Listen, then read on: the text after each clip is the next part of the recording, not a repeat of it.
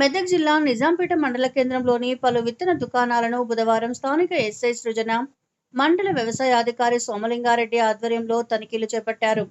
ఈ సందర్భంగా వారు మాట్లాడుతూ యాసంగి పంటలకు గాను రైతులకు నాణ్యమైన విత్తనాలను విక్రయించాలన్నారు. విత్తనాలు విక్రయించే సమయంలో రైతులకు రసీదులను అందించాలని, నకిలీ విత్తనాలు అమ్మినట్లయితే చట్టపరమైన చర్యలు తీసుకుంటామని అన్నారు. ఈరోజు నిజాంపేట మండలంలో వ్యవసాయ మరియు పోలీస్ శాఖ ఆధ్వర్యంలో విత్తన డీలర్ షాప్ను తనిఖీ చేయడం జరిగింది.